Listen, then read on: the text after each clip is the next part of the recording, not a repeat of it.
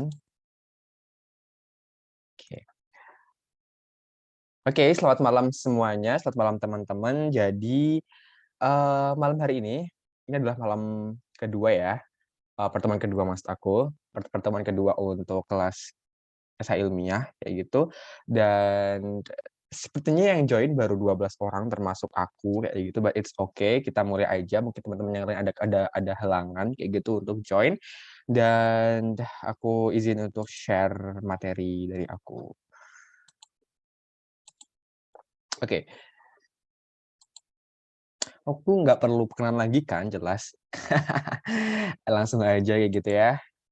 Oke, jadi sebelum kita masuk ke materinya, aku mau tahu dulu dari teman-teman, apa sih yang teman-teman pelajari dari, workshop kemarin, dari kelas kemarin yang pertama, kayak gitu. Adakah yang mau share ke kita semua? Mungkin 2 atau 3 orang kayak gitu deh, boleh. Mungkin teman-teman yang kemarin nggak join bisa tahu kayak gitu apa materinya, dan belum sempat untuk ngelihat recording-nya, gitu. Anyone?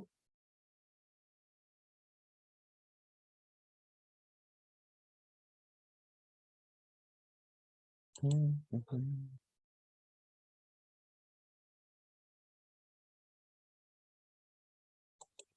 Masa nggak ada nih? Oke, Farah, gimana? Iya, kalau misalnya kemarin kan itu topiknya tentang struktur, esai, sama dapu sama sitasi. Jadi kemarin itu ada definisi esai ilmiah itu kan merupakan kayak karangan pendek dengan memberikan pandangan atau solusi dengan sistematis dan masuk ke akal, serta didukung sama referensi yang valid. Dan itu di esai itu perlu ada permasalahan dan solusi yang diberikan. Lalu untuk urgensi esainya itu ada tentu buat mengasah skill critical thinking untuk ekspresi terhadap masalah, turut serta berkontribusi untuk memberikan masalah.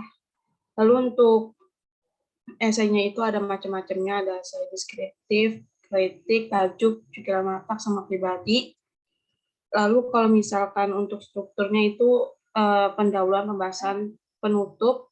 Kalau pendahuluan itu adalah latar belakang, tujuan, manfaat, dan tesis.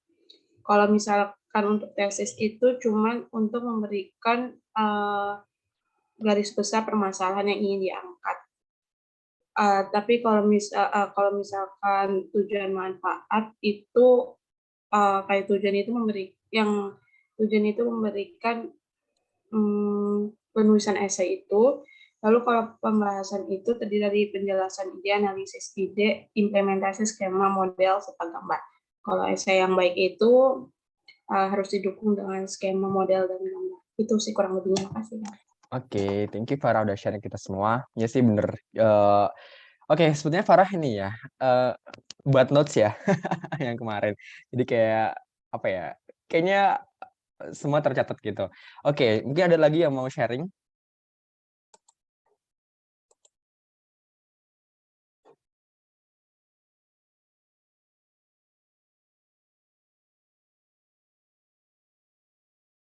Atau cukup? Ada nggak yang mau sharing nih teman-teman?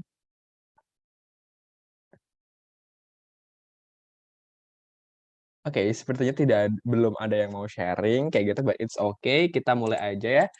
Oke, jadi, thank you Farah udah sharing tadi. Terus jadi jadi kemarin kan teman-teman ada yang nanya nih terkait timeline-nya bagaimana, apa yang kita pelajari di pertemuan selanjutnya. Terus ada juga yang ngasih inspirasi ke aku untuk, apa ya, nge-arrange materinya kayak gitu, karena kemarin tidak ada presentasi dan aku pengennya tuh semacam kita mau presentasi, kayak gitu. Nah, jadi ini aku buat timeline untuk workshop-nya.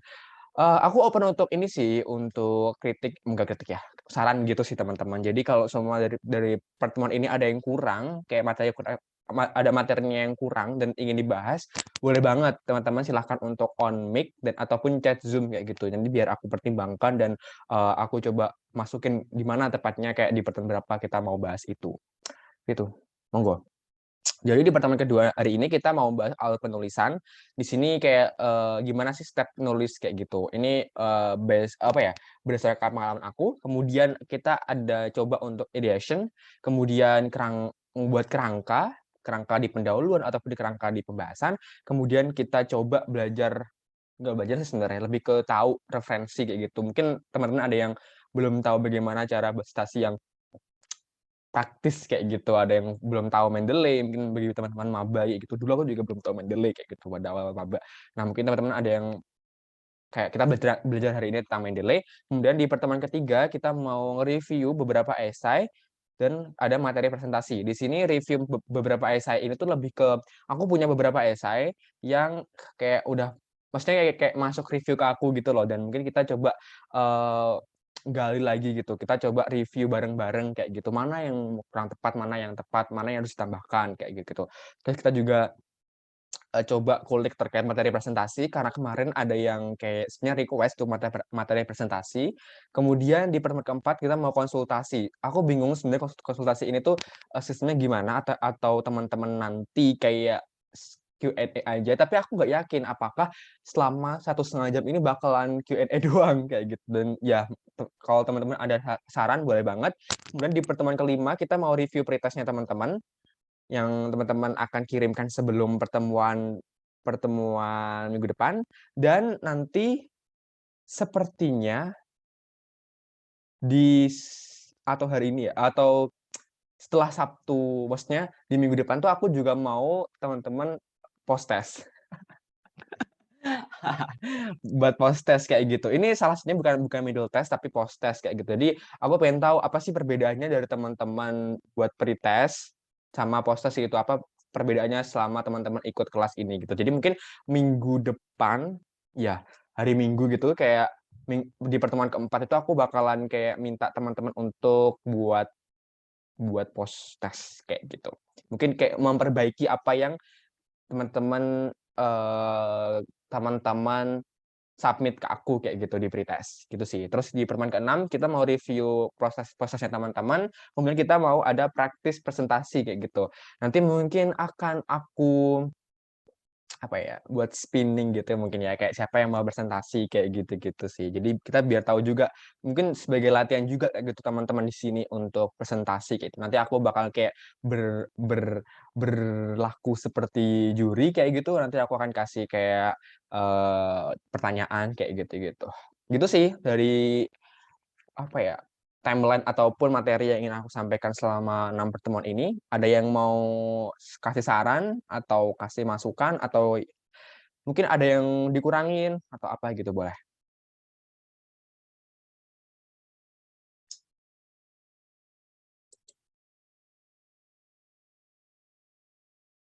Oke, di sini ada di chat Zoom lewat direct message, kalau untuk kalau mau coba kompetisi perdana, maksudnya kayak baru pertama kali kompetisi, apakah bisa minta review? Boleh teman-teman, silahkan untuk minta review ke aku kayak gitu. Sebenarnya aku ada semacam platform untuk review sih, tapi sebenarnya kayak belum berjalan dengan baik kayak gitu. Ini curhat. Jadi kayak belum berjalan dengan baik, namanya ini, nama platform oke bentar, itu di Instagram kayak gitu. Aku buat semacam kayak gimana alurnya untuk, minta review kayak gitu dan minta review ke aku kayak gitu-gitu, dan ini Instagram-nya, kita reviewin. Mungkin teman-teman kalau mau minta review boleh banget kayak gitu, di luar, kelas Les Q ini juga boleh kayak gitu. Itu sih. Ada yang mau ditanyakan nggak terkait pertemuan, terkait timeline ataupun, kan kurikulum juga sebenarnya, apa ya, materi-materi selama 6 pertemuan ini?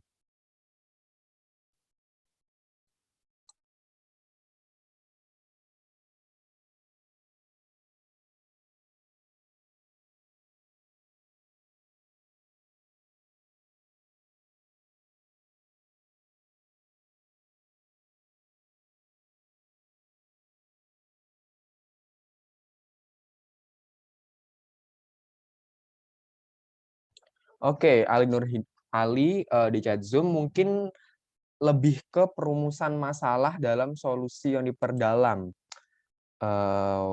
Oke, jadi lebih ke ideation ya. Lebih ke perumusan masalah dan solusi yang diperdalam. Oke.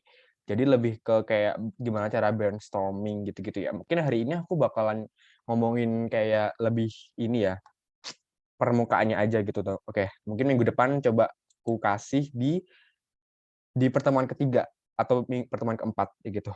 Terkait kita ada suatu permasalahan ini, kemudian silakan teman-teman untuk enggak, sebenarnya kita bareng-bareng untuk apa ya, untuk cari solusinya kayak gitu. Oke, ada lagi?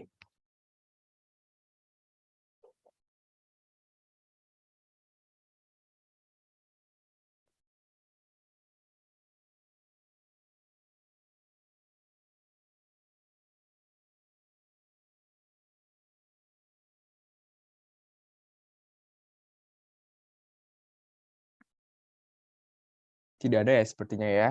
Oke, jadi tadi, usulan dari Ali coba aku pertimbangkan ya, nanti mungkin aku masukkan ke pertemuan ketiga atau keempat kayak gitu. Oke, jadi kita lanjutkan materinya.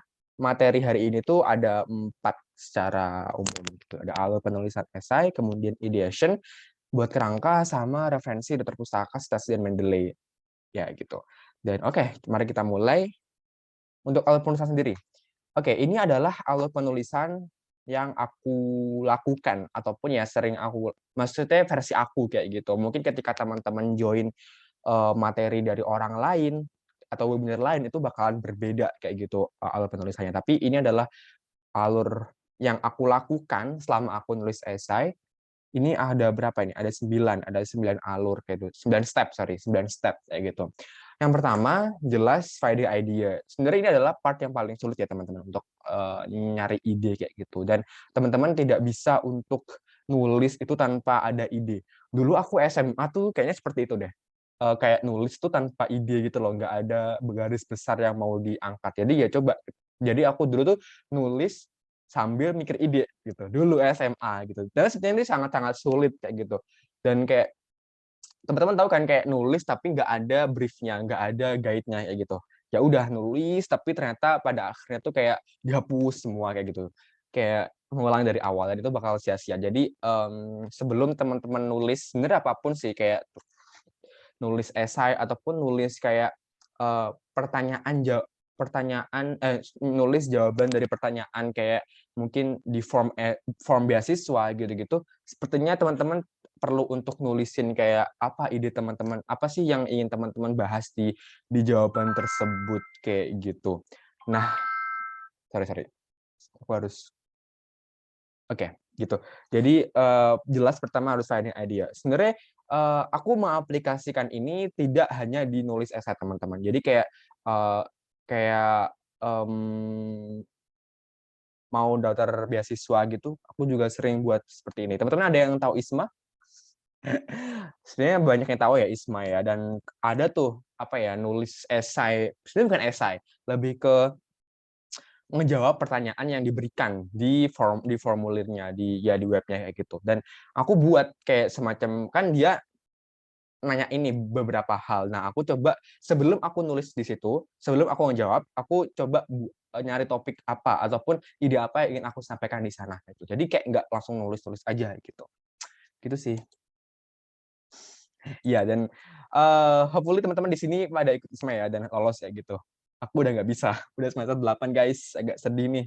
Curhat deh jadinya, gitu. Dan yang kedua adalah, eee, analisis ide atau validasi.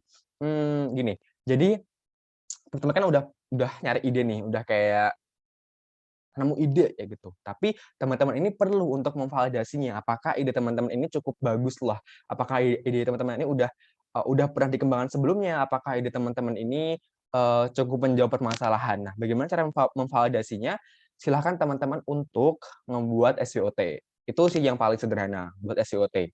Kemudian yang kedua, silahkan teman-teman untuk nanyain, mungkin ke orang-orang yang udah expert gitu, dosen ataupun ya mentor teman-teman, ataupun siapa lagi ya, ya dosen atau mentor gitu sih setahu yang paling terdekat kayak gitu. Jadi jangan langsung teman-teman buat apa ya, jangan langsung teman-teman nulis dari ide yang teman-teman udah temukan kayak gitu. Coba teman-teman memvalidasi terlebih dahulu, coba menganalisisnya apakah ini cukup baik, apakah ini bisa dikembangkan kayak gitu. Bisa cukup dikembangkan kayak gitu. Karena kalau semua teman-teman idenya bagus, tapi ternyata teman-teman itu tidak bisa mengembangkan, nanti ya percuma kayak gitu. Di akhir teman-teman bakalan stuck kayak gitu. Jadi make sure terlebih dahulu untuk ide teman-teman ini bisa dikembangkan, bagus divalidasinya, kemudian ya menarik kayak gitu, solutif, menarik, inovatif kayak gitu. Jadi jangan langsung nulis kayak gitu. Terus yang ketiga adalah ngebuat kerangka gitu. Jelas dari ketika nulis teman-teman janganlah sampai tidak ada kerangkanya, karena kalau tidak ada kerangkanya itu bagikan teman-teman ini nulis kayak nggak ada arahan kayak gitu. Ataupun ini, mungkin ini quotes sih, kata-kata yang ada di startup K-drama itu berlayar tanpa peta kayak gitu. Jadi kayak semacam teman-teman ini tuh nulis tapi nggak ada arahannya gitu, aku harus nulis apa gitu, ya udah kayak gelambiang, kayak ngalur ngidul, dan ketika dibaca pun juga tidak jelas gimana arah tulisannya kayak gitu, tidak ada topik yang ingin dibahas kayak gitu. Seumpama nih harusnya A, B, C, ternyata teman-teman itu loncat langsung A ke C kayak gitu-gitu, dan itu sih pentingnya untuk membuat kerangka. Dan kerangka yang baik terutama di pendahuluan itu tuh dimulai dari umum ke khusus ataupun deduktif, dan mungkin teman-teman juga udah pada paham kayak gitu, membuat kerangkanya itu dari umum ke khusus, gitu sih. Oke, terus yang keempat adalah studi pustaka ataupun penelitian lah. Di sini karena aku yakin teman-teman di esai ilmiah ini tuh jarang sih yang ngebuat, apa ya, dari penelitian yang benar-benar penelitian kayak di lab kayak gitu, menurut aku jarang kayak gitu. Jadi, biasanya itu lebih ke studi pustaka kayak gitu. Coba teman-teman melakukan baca-baca literatur, kemudian nemu apa ya, semacam solusi yang bisa ditawarkan kayak gitu di esai. Jadi, oke, setelah teman-teman membuat kerangka-kerangka tadi dari ide teman-teman buat, silakan teman-teman untuk studi pustaka kayak gitu, nyari literatur yang mendukung kayak gitu. Entah itu data-data yang bisa mendukung di pendahuluan, data-data yang kayak apa ya, kayak semacam solusi-solusi yang udah dikembangkan sebelumnya kayak gitu. Itu kan bisa ditemukan di paper-paper jurnal kan.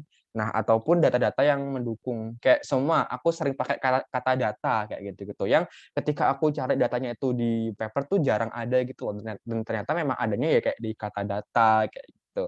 Dan it's okay, nggak apa-apa nyari sumber-sumber dari referensi, nyari-nyari sumber-sumber dari nyari referensi dari sumber-sumber seperti itu, nggak apa-apa itu. Mungkin nanti akan aku jelaskan juga, selain paper jurnal, apa sih sumber-sumber referensi yang bisa kita pakai, gitu. Terus yang kelima jelas teman-teman menulis kayak gitu dari sebenarnya di poin ke ini, poin 1, 2, 3, 4 ini adalah poin teman-teman untuk nyari bahannya gitu loh. Nulis itu harus ada bahannya terlebih dahulu gitu, jangan langsung nulis gitu. Dan di sini aku tekankan teman-teman harus punya bahan terlebih dahulu gitu. Di setiap paragrafnya, di setiap paragraf esainya tuh harus udah ada bahan-bahannya gitu. Aku sendiri jarang sih kalau kayak cuma nulis terus ini kayaknya perlu ini deh. Nah, kayak gitu terus baru nyari itu aku jarang. Aku seringkali aku udah tahu nih apa yang aku tulis, kemudian aku kan kan tadi aku udah berangka, jelasnya pasti aku udah paham nih apa yang akan aku tulis. Makanya aku udah ngelis nih apa data-data atau sumber-sumber yang ingin aku kutip, yang ingin aku pakai di esai aku gitu. Jadi udah nih semua sumber udah aku miliki, udah aku himpun, setelah itu aku baru nulis. Itu seringnya aku seperti itu. Tapi kalau semua teman-teman mau kayak apa ya, terus dari step 5 ke 4, 5, 4 itu juga nggak apa-apa sebenarnya kayak gitu. Penting teman-teman tahu dulu, yang penting teman-teman ini buat kerangka terlebih dahulu kayak gitu. Itu yang paling penting. Kemudian setelah nulis ini modeling. Kemarin kan aku bilang kalau esai yang baik itu ada gambarnya, ada skemanya kayak gitu untuk mendukung, untuk ngasih visualisasi ke pembaca atau ke dewan juri kayak gitu. Dan nah ini pentingnya untuk membuat modeling. Makanya di sini aku ada step tersendiri untuk ngebuat model. Kayak mungkin teman-teman kalau punya esainya yang kayak butuh visualisasi, teman-teman bisa kayak pakai Corel Draw ataupun pakai aplikasi-aplikasi desain yang lain kayak gitu. Oke, sebelum itu aku sebenarnya lupa untuk di kerangka ini sebenarnya kita selain kerangka untuk paragraf-paragrafnya, teman-teman juga udah mulai kerangka untuk visualisasi modelnya, kayak gitu. Udah ada gambaran nih, "Oh, aku mau ngebuat kerangka seperti ini." Jadi, udah ada kerangkanya, nanti tinggal dieksekusi di tahap 6 atau modeling, kayak gitu. Itu sih. Terus setelah teman-teman udah buat nih, udah nulis, udah modeling, setelah itu silakan teman-teman jahit, bukan jahit sebenarnya, kayak susun esainya dengan baik, runtut. Nah, ketika udah buat silakan teman-teman untuk self review. Coba teman-teman baca lagi dari awal sampai akhir ya gitu. Aku yakin teman-teman pasti akan nemu, apa ya, kata-kata atau kalimat-kalimat yang kayak kurang tepat, kayak kurang runtut, kurang koheren, kayak gitu-gitu. Nah, itu pentingnya untuk self review, jangan langsung di-submit gitu, apalagi kalau teman-teman tuh suka deadline. Seringkali tuh nggak sempat untuk nge-review terlebih dahulu esainya, kayak gitu. Jadi, silakan teman-teman untuk self review terlebih dahulu, eee coba dilihat ya gitu. Kemarin kan ada yang bilang kalau, seringkali kita tuh udah belajar loh SPOK dari sejak SD, tapi nggak tahu juga kok masih aja ada yang kelewat gitu, ada yang kurang subjeknya, ada yang kurang predikatnya, kayak gitu-gitu. Jadi, eee, that's the importance of self review gitu. Jadi teman-teman silahkan untuk nge-review terlebih dahulu esainya sebelum ke tahap ke-8 ataupun minta review ke orang lain. Oke. Di sini penting untuk minta review ke orang lain teman-teman, karena apa? Karena kalau teman-teman nggak minta review ke orang lain, seringkali esai teman-teman ini tuh kayak, ya udah mungkin bagus menurut teman-teman aja. Bisa jadi menurut orang lain tuh nggak bagus, kayak gitu. Untuk minta review sebenarnya nggak harus ke kayak orang-orang yang bagus, yang udah berpengalaman, kayak gitu. Boleh kok minta review ke teman-teman yang udah awam gitu. Coba teman-teman, eee, minta pendapatnya dia, apakah esainya itu udah apa ya, udah mudah difahami atau belum, kayak gitu. Ataupun gini, ataupun minta review ke orang yang beda yang, non-jurusan, apa sih, non-linear nggak linear dengan jurusan teman-teman, nggak linear dengan disiplin teman-teman. Semua aku dari Saintek, aku minta review ke orang-orang Sozum. Apakah orang Sozum ini bisa membaca esai aku dengan baik, kayak gitu. Jadi, kalau semua dia belum bisa membaca dengan baik, maksudnya belum bisa paham dengan baik, maka jadi aku perlu menyederhanakan kata-kata aku atau, bahasa aku di esai, kayak gitu. Nah, selain itu juga bisa kok kayak minta review ke dosen, ke mentor, ataupun ke orang-orang yang emang udah berpengalaman di esai gitu. Minta review review struktur kalimatnya, minta review bagaimana pengembangan idenya, apakah udah bagus, apakah ada yang perlu ditambahin, kayak gitu-gitu. Itu sih pentingnya feedback kayak gitu, dan seringkali ini sih yang miss dari teman-teman gitu, kayak ya udah jarang minta review gitu. Pun kayaknya sebenarnya emang ini salah satu hal sih, kenapa kok nggak banyak yang minta review ataupun nggak nggak sampai minta feedback ke orang lain, ya karena tidak banyak platform atau tidak banyak wadah untuk minta review kayak gitu-gitu. Kayak teman-teman sungkan minta review ke cutting kayak gitu, sungkan untuk minta review ke dosen karena ya emang karena mungkin teman-teman tidak mengenal dosen dengan cukup dekat kayak gitu. Jadi kalau semua tiba-tiba minta review kayak agak awkward gitu ya. Nah, makanya itu sih aku kenapa juga menginisiasi kayak, coba deh buat kayak platform untuk review kayak gitu. Jadi promo deh. Dan, yang ke-9, step terakhir adalah submit kayak gitu. Oke, ini adalah step yang teman-teman jangan apa ya, jangan sepelekan juga karena di submit itu selain cuma submit, tapi juga ini, ngecek ngecek formatnya gitu. Kemarin aku bilang kalau beberapa kesalahan minor dari orang lain itu adalah dari teman-teman yang ikut komunitas esai adalah ini, format yang salah kayak gitu. Udah, buat esai yang bagus, udah buat solusi yang bagus juga, tapi ternyata formatnya salah kayak gitu, margin-nya nggak betul, kemudian acak-adut kayak apa ya, aku pernah tuh, nge-review kayak ada esai yang masuk ke aku dan dia esainya tuh kayak nggak enak dibaca gitu dari segi tatanan paragrafnya gitu kan. Itu kan kayak nggak enak banget kan di mata. Coba deh teman-teman baca esai yang kayak paragrafnya itu kayak nggak enak dibaca, nggak lurus gitu. Apalagi yang nggak ini, nggak justify gitu, kayak cuma rata kanan gitu, itu bakalan nggak enak banget menurut aku dibaca. Dan makanya teman-teman coba sebelum di-submit itu ada lah kayak, ngecek formatnya kayak gitu. Apakah, Soma judulnya tuh ternyata font size-nya 14 kayak gitu. Itu sih yang perlu diperhatikan gitu. Jadi ketika submit itu udah bener-bener yang sempurna kayak gitu menurut teman-teman. Itu sih. Oke, materi selanjutnya ataupun yang ingin aku sampaikan selanjutnya adalah terkait ideation. Di sini ide itu sebenarnya berasal dari mana aja sih, kayak gitu. Kalau teman-teman di sini, biasanya idenya dari mana aja? Ide dari nulis esai, kalau aku boleh tahu. Ada yang mau sharing? Halo Kak, Oke. Halo Isti. kalau iya Kak, kalau dari aku pribadi idenya itu biasanya dari kayak benar yang sebelumnya, yang pertemuan sebelumnya pernah Kakak singgung tentang kayak masalah yang terjadi di Indonesia gitu Kak. Oke, jadi kamu update berita gitu ya? Kayak kamu tahu permasalahan apa yang terjadi di Indonesia, terus kamu coba pikirkan, refleksikan gitu?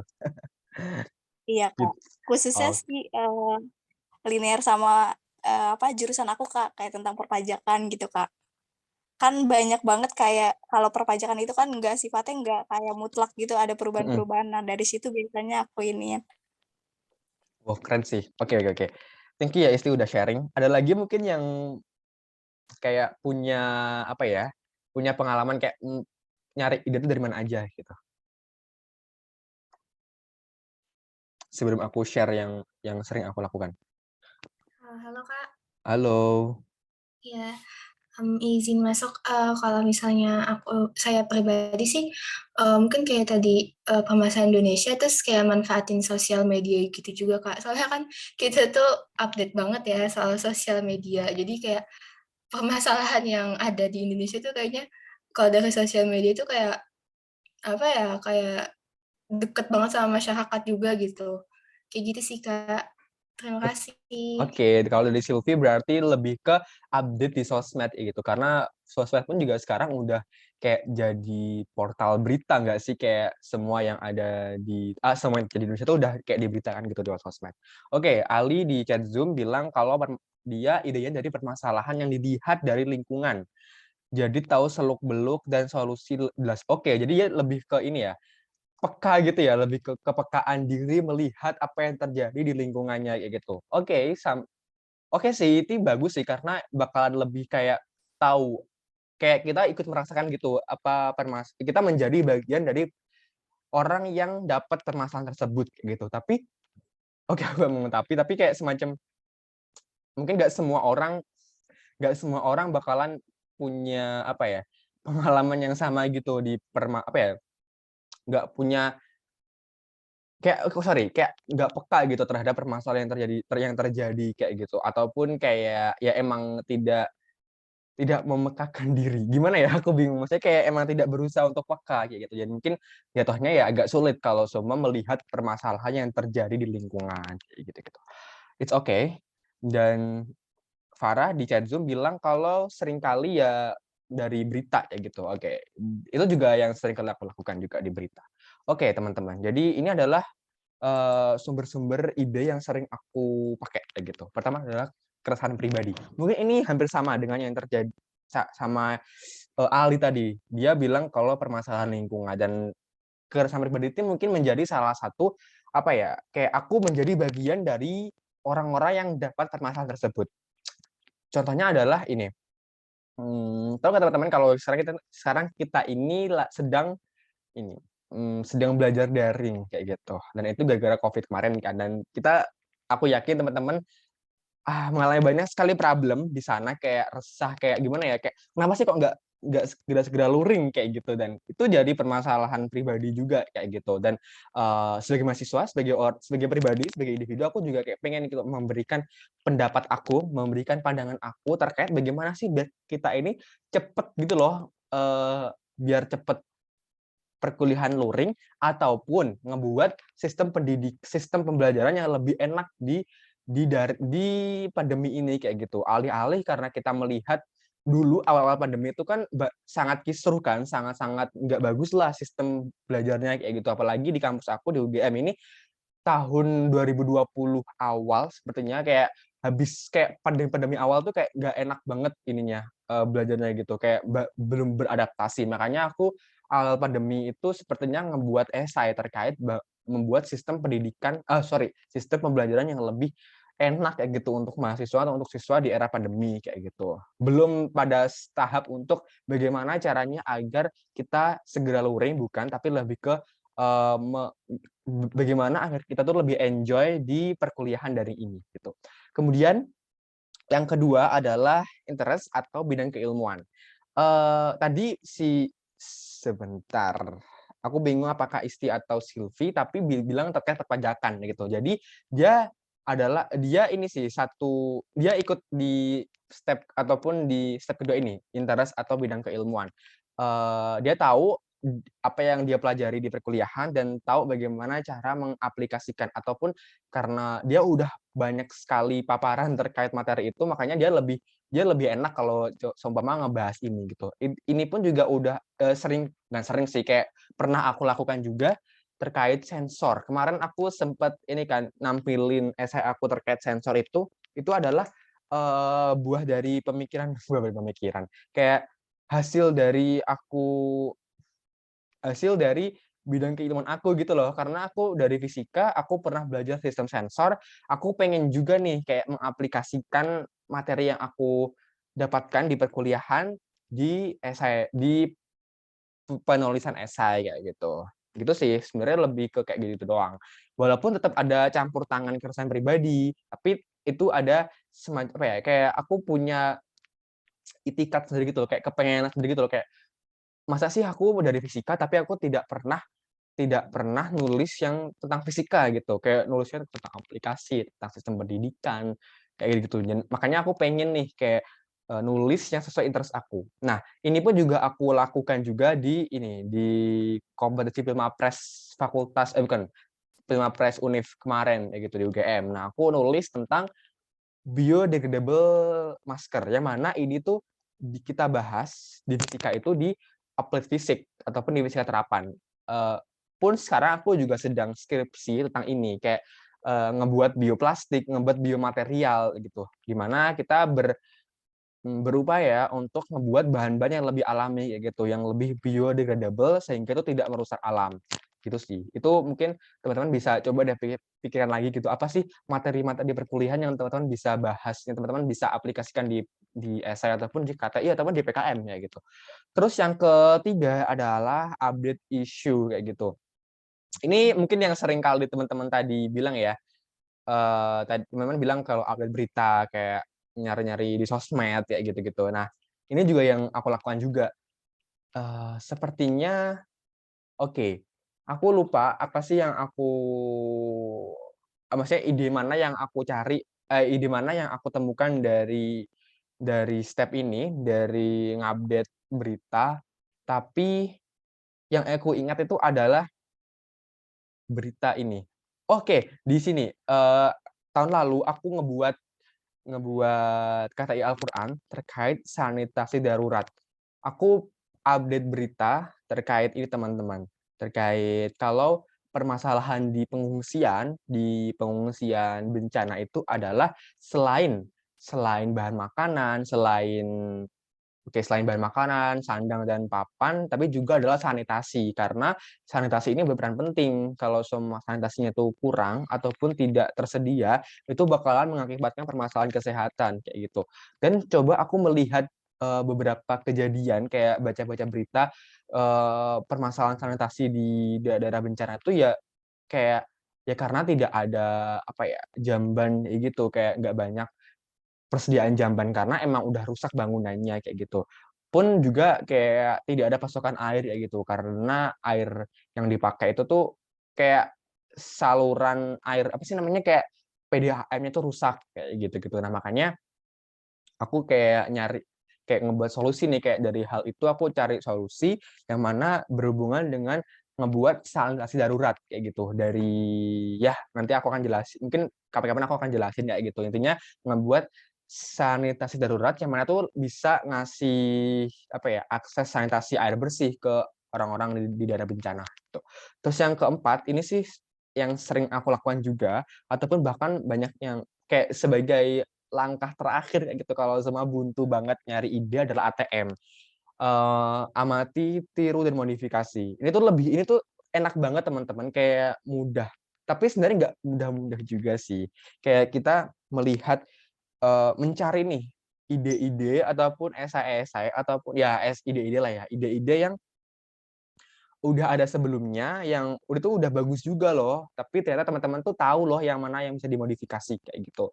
Kan teman-teman tahu kalau semua ide kita ini sama, bakalan kena plagiarism. Nah, makanya teman-teman silahkan untuk dimodifikasi, kayak gitu. Mungkin teman-teman ada nih, kayak baca-baca jurnal, kayak, "Oh, ini bisa loh diaplikasikan di Indonesia, bisa loh diterapkan di Indonesia," kayak gitu. Tapi teman-teman tidak boleh kalau, langsung kayak nyadur idenya dia, langsung diaplikasikan di Indonesia. Silakan teman-teman untuk memodifikasi gitu, entah itu bahannya, entah itu sistemnya, entah itu apa kayak gitu, sistem asesmennya, silahkan dimodifikasi kayak gitu untuk menghindari plagiarism, gitu. Oke, itu untuk sumber-sumber idenya. Setelah itu adalah bagaimana caranya untuk, eee, menggali ide, apa ya, kayak gimana sih cara menggali ide kayak gitu. Oke, ini sebenarnya paling mudah sih, sederhana banget kayak gitu. Teman-teman nyari faktanya, kemudian masalahnya apa, kemudian potensi solusinya, terus apa solusi yang teman-teman ingin angkat. Oke, ini tuh oke, aku nggak yakin apakah ini bakalan bisa diaplikasikan ke teman-teman, tapi oke, let's see gitu ya. Kalau teman-teman ada problem ketika mengaplikasikan metode ini, silakan teman-teman untuk bertanya kayak gitu. Di sini silakan teman-teman untuk nyari fakta nih, fakta yang terjadi di Indonesia, di negara kita atau di dunia kayak gitu. Apa sih fakta-fakta ataupun mungkin permasalahan pribadi juga boleh nih, kayak fakta-fakta seumpama pandemi, seumpama, permasalahan, kesehatan di pandemi, ataupun perpajakan tadi yang Silvi atau Isti bilang kayak gitu, ataupun permasalahan pendidikan gitu. Silahkan teman-teman, utarakan atau teman-teman tulis, apa sih fakta-fakta yang sekarang terjadi kayak gitu. Fakta di sini tuh lebih ke termnya masalah ya, bukan fakta-fakta kayak yang emang nggak ada masalahnya kayak gitu. Lebih ke fakta-fakta yang emang ada masalahnya gitu, yang nanti bisa kita cari solusinya kayak gitu. Kemudian silahkan dari fakta tersebut teman-teman itu merumuskan satu atau 2 permasalahan yang ingin diselesaikan. Seumpama nih, masalah di kesehatan. Apa sih permasalahan kesehatan yang teman-teman ingin, teman-teman ingin angkat untuk teman-teman tulis di esai kayak gitu. Contoh nih permasalahan kesehatan yang aku tulis kemarin, yang udah aku sampaikan juga, yang udah sempat aku share screen juga, adalah terkait batuk kayak gitu. Batuk itu adalah salah satu parameter dari COVID kayak gitu. Awal-awal dulu ya, sekarang kayaknya sepertinya udah nggak relevan lagi gitu. Awal-awal dulu tuh batuk batuk kayak orang-orang tuh kayak ini nggak sih, takut gitu loh, kayak ada orang batuk kayak gitu. Kayak batuknya apalagi batuk yang kering gitu, batuk yang nggak ada dahaknya gitu, kayak apa ya, batuk yang kayak sering gitu loh, kayak, mungkin teman-teman tahu kan batuk yang kering tuh kayak gimana, intinya kayak gitu. Kemudian masalahnya adalah seringkali ini orang-orang langsung mendoktrin, langsung, "Oh, kamu COVID ya?" Kayak gitu. Nah, makanya aku pengen nih, dari permasalahan tersebut, aku nyoba nyari potensi-potensi solusinya. Apa sih potensi solusinya? Adalah aku ngebuat alat deteksi batuk, kayak gitu, batuk COVID. Yang mana parameternya ya itu sih, ya batuk COVID itu sendiri, kayak gitu. Nanti dengan beberapa komponen-komponen ataupun beberapa sensor yang akan aku terapkan gitu di alat tersebut, itu. Sepertinya tidak ada potensi banyak, tapi, sepertinya tidak ada opsi banyak terkait solusinya, cuma itu doang. Makanya aku langsung nih pada tahap solusi gitu. Aku udah fix, udah yakin aku bakalan nulis itu, bakalan nulis, alat deteksi batuk COVID-19 kayak gitu, dengan pakai sensor-sensor demikian, dan itu udah divalidasi, udah ada, alat-alat serupa yang make itu, yang apa ya, yang mencoba untuk ngebuat alat deteksi batuk gitu, tapi untuk lain ya gitu, untuk batuk pneumonia, batuk TBC dan sebagainya, gitu sih. Oke, ini juga aku kasih juga contoh ideation yang lain adalah terkait ini, permasalahan lingkungan kayak gitu. Ini juga ini adalah ide aku di Filmapres kemarin. Jadi, aku melihat kalau sekarang itu kasus COVID-19 itu meningkat. Dan masyarakat itu dihimbau untuk patuh prokes. Oke, jelas kan ini fakta banget. Nah, kalau kita tuh harus prokes gitu, 5M sama 3T kayak gitu. Nah, permasalahan dari fakta tersebut adalah ternyata masyarakat itu menghasilkan banyak sekali limbah masker kayak gitu. Kan salah satu dari protokol 5M itu adalah mengenakan masker gitu. Nah, coba kita bayangkan nih kalau semua orang itu pakai masker dan pakai masker yang sekali pakai, yang mana maskernya itu masker medis, yang mana ketika itu tidak diolah dengan baik, tidak di-manage dengan baik, maskernya itu bakalan mencemar lingkungan kayak gitu. Dan aku gali lagi juga terkait data-datanya atau kayak memvalidasi gitu, memvalidasinya dengan mencari sumber-sumber kayak gitu. Berapa sih limbah masker ataupun masker-masker yang dibuang setiap harinya, setiap tahunnya, setiap bulannya kayak gitu. Nah, dari data-data tersebut ataupun dari sumber tersebut aku melihat kalau ini memang masalah yang harus diangkat, kayak ini memang masalah yang memang harus diselesaikan kayak gitu. Makanya aku punya banyak sekali potensi solusi. Yang pertama adalah masker ramah lingkungan kayak gitu. Yang kedua adalah destruksi masker sterilisasi. Ngebuat destruksi masker. Ataupun yang ketiga adalah sterilisasi. Jadi di sini aku ingin ngebuat masker biodegradable kayak gitu dengan bahan alam yang mana ketika udah selesai dipakai terus dibuang itu bakalan tidak mencemar lingkungan gitu. Kemudian destruksi masker. Di sini karena masker-masker itu tuh masker yang tidak ramah lingkungan, kalau semua dibuang dengan tidak bijak itu akan mencemar lingkungan, makanya coba kita buat alat nih untuk ngedestruksi masker tersebut gitu. Ataupun ide terkait sterilisasi gitu. Dari masker-masker yang digunakan tuh kan udah kayak mungkin mengandung mikroba atau kayak nggak layak lah untuk digunakan lagi. Makanya aku ada kayak pikiran juga untuk ngebuat alat sterilisasi masker, yang mana masker yang udah kita pakai, kemudian kita sterilisasi, kita bisa pakai lagi, kayak gitu. Terus dari potensi tersebut, aku nemu kayak dari ketiga itu aku kayak milih, oke yang paling banyak plusnya itu adalah masker biodegradable kayak gitu, dengan pakai bahan selulosa tanaman A kayak gitu. Dan pemilihan tanamannya itu pun juga nggak main-main gitu loh, kayak nggak langsung asal comot gitu. Ada step-stepnya gitu, ada alasan kenapa kok aku harus pakai tanaman ini kayak gitu. Itu teman-teman terkait ideation. Oke.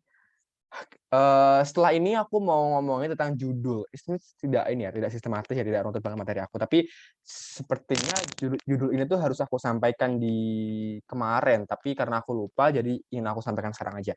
Jadi kemarin aku bilang kalau judul itu adalah branding awal dari sebuah esai. Makanya aku mau kasih tahu judul-judul, aku pengen kasih tahu kayak apa ya, formula ngebuat judul ya gitu. Mungkin teman-teman di sini ada yang mau sharing nggak terkait selama ini tuh teman-teman judul esainya gimana?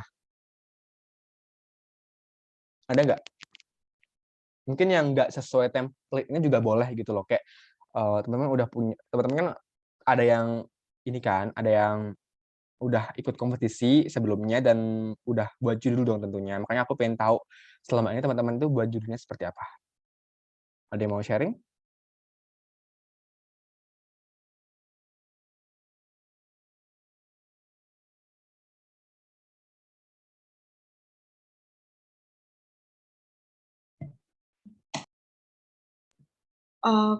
Izin menjawab Kak Ijo, kalau Oke. misalnya aku sendiri itu pernah fenomena learning loss sebagai penginovasi kreativitas guru dalam pembentukan metode pembelajaran daring. Oke, udah. Oh, gimana? Fenomena apa tadi? Fenomena learning loss sebagai penginovasi kreativitas guru dalam pembentukan metode pembelajaran daring. Oke. Idemu apa itu berarti?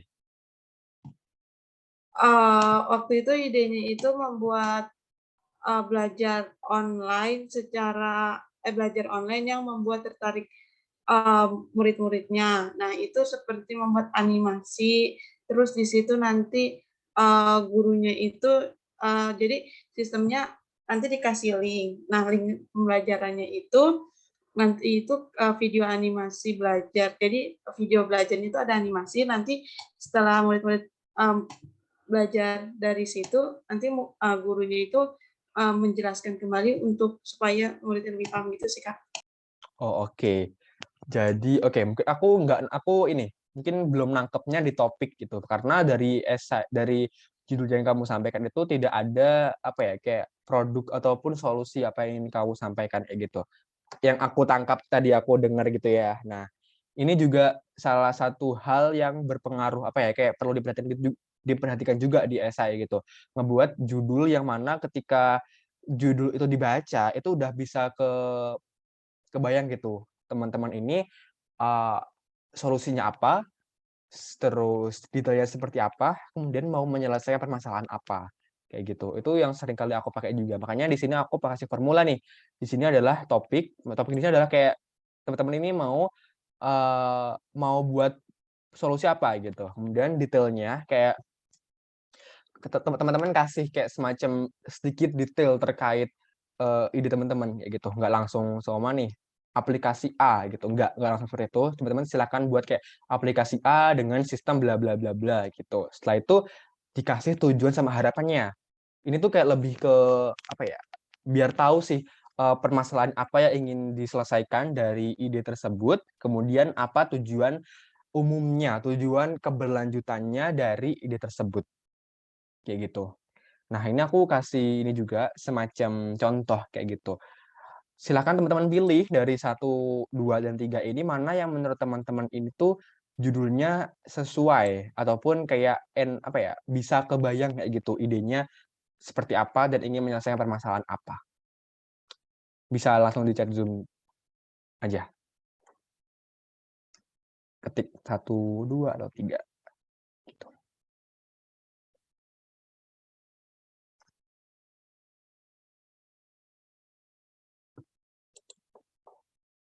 Oke.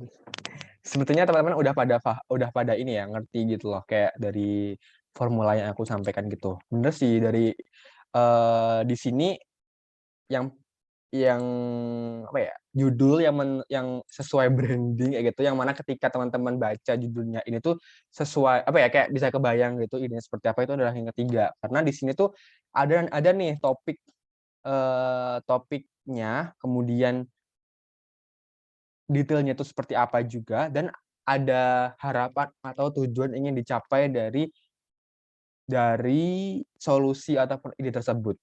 Topiknya adalah penerapan sistem pembelajaran daring kayak gitu. Nah, detailnya adalah dengan integrasi platform dan collaborative governance, dan tujuannya adalah sebagai sistem pendidikan yang berkelanjutan di Indonesia. Itu sih, mungkin teman-teman udah pada paham. Oke.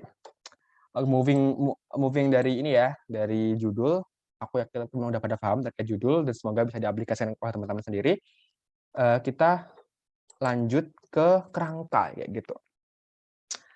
Ini penting banget sepertinya adalah ngebuat kerangka gitu, baik itu di pendahuluan, di pembahasan. Nah, buat kerangkanya itu seperti apa? Ngebuat kerangka itu buat poin-poin per paragrafnya, kayak gitu. Apa sih yang ingin dibahas di pendahuluan, kayak gitu. Teman-teman tulis semua paragraf 1 mau ngebahas ini, paragraf 2 mau bahas ini, ketiga bahas ini, 4 ini, gitu. Jadi buat poin-poinnya. Dan itu dibuat secara deduktif gitu, dari umum ke khusus gitu, dari mengerucut kayak piramida terbalik gitu loh. Jadi nanti bakalan dari permasalahannya umum, mungkin dari pandemi COVID-19, nanti mengerucut yang paling bawah adalah permasalahan masker kayak gitu. Nah, itu sih yang ingin aku sampaikan di kerangka ini. Nah, di sini aku pengen nge-challenge teman-teman untuk coba deh dari 1 sampai 6 ini, silakan teman-teman untuk matching, untuk susun. Mana sih kerangka yang runtut kayak gitu. Maksudku silakan teman-teman urutkan dari 1 sampai 6 ini biar kerangkanya ataupun paragraf di pendahuluan ini runtut. Kalau on mic juga boleh, chat Zoom juga boleh. Mungkin kasih waktu berpikir dulu ya. Baca dulu ininya.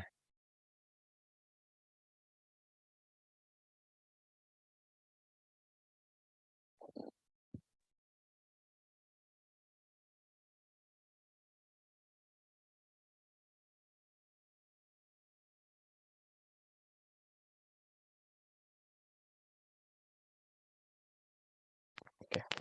Ada yang mau menyampaikan pendapatnya terkait matching ini, matching kerangka? Aku mau nyoba, Kak. Oke, silakan. Oke. Kalau aku mikirnya, yang pertama itu kita bahas dari nomor 4, dari pandemi COVID-nya, ngejelasin, terus kemudian kita bahas tentang nomor 2, itu masalah kesehatan yang ada di pandemi COVID apa aja, dan udah upaya apa aja yang dilakuin. Terus mungkin dari masalah kesehatannya kita nemu tentang penggunaan masker, jadi ke nomor 1, terus kita dari masker ini kita dapat masalah-masalahnya, kita dapat tahu dampaknya, jadi ke nomor 3, terus nomor 5, dan nomor 6. Seperti itu, Kak. Oke, thank you Hafi ya. Ada yang mau berpendapat lagi? Oke, di chat Zoom 4, 2, 1, 3, 6, 5. Oke. Ini juga hampir sama ya teman-teman. Sepertinya ini ada miss gitu terkait ini. Gini. Gimana ya? Ini teman-teman. Jadi kenapa kok teman-teman tidak menuliskan nomor 6 ini di awal? Mungkin ini ya, mungkin ini salahku juga karena di sini aku ada upaya yang udah dilakukan. Ini tuh hampir sama sebenarnya poinnya sama yang di current solution terkait masalah kesehatan. Gini, jadi kan tadi aku bilang kalau ngebuat kerangkanya itu dari umum ke khusus. Di sini tentu yang pertama kita mau ngebahas tentang pandemi COVID-19, jelas kan itu permasalahan umum banget. Nah, dari permasalahan COVID itu aku mau membahas milih satu bidang gitu. Nah, itu adalah masalah kesehatan. Nah, ini nomor 2 jelas. Nah, dari masalah kesehatan ini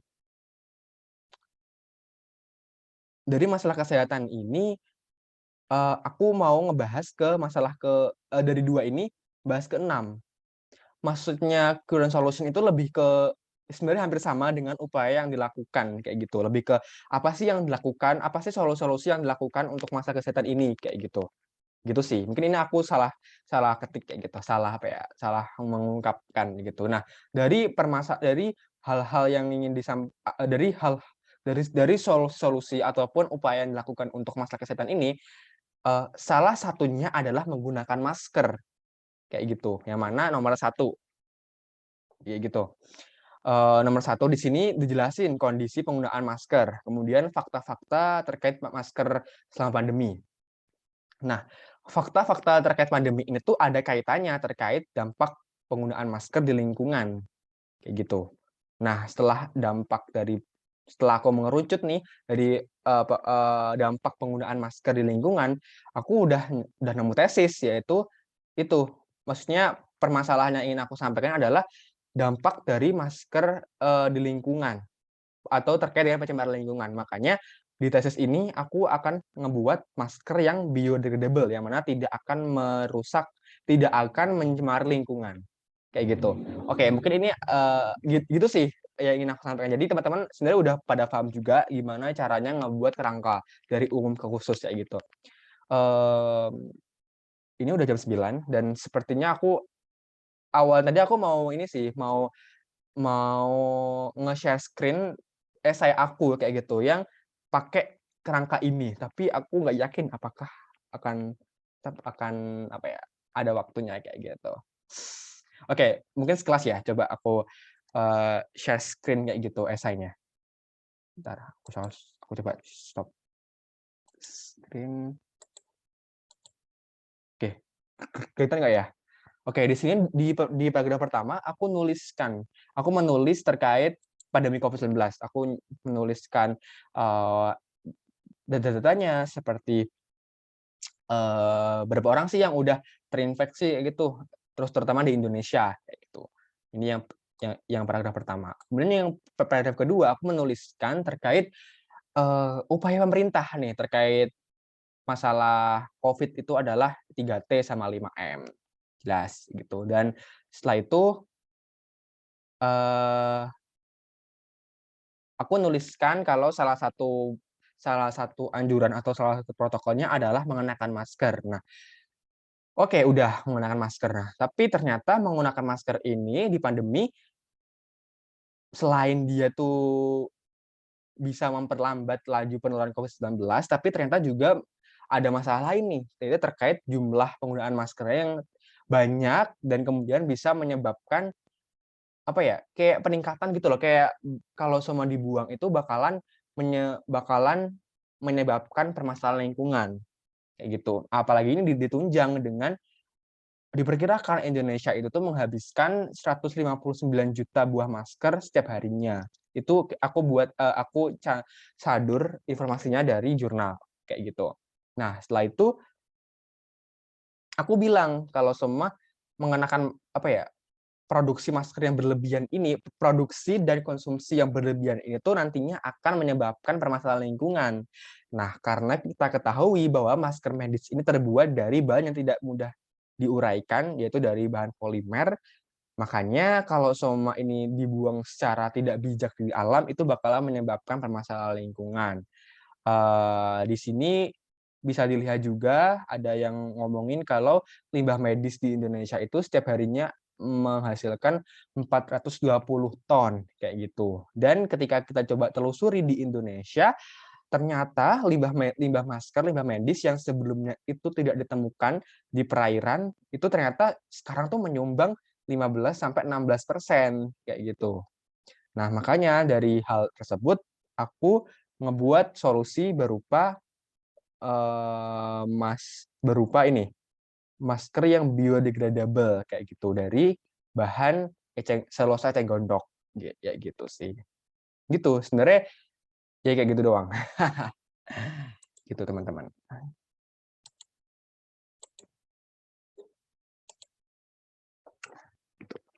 Oke, terus kita lanjut ke materi selanjutnya adalah terkait referensi. Oke, referensi yang teman-teman bisa pakai itu banyak sekali, teman-teman. Nggak hanya paper jurnal, tapi juga bisa pakai website ataupun pakai buku. Mungkin kalau buku sekarang udah jarang dipakai ya, karena kayak sekarang kita tuh udah move on loh ke kayak ya jurnal-jurnal yang bisa kita akses lewat handphone, lewat gawai kayak gitu. Jadi tadi Farah bilang di awal kalau apakah harus paper yang internasional?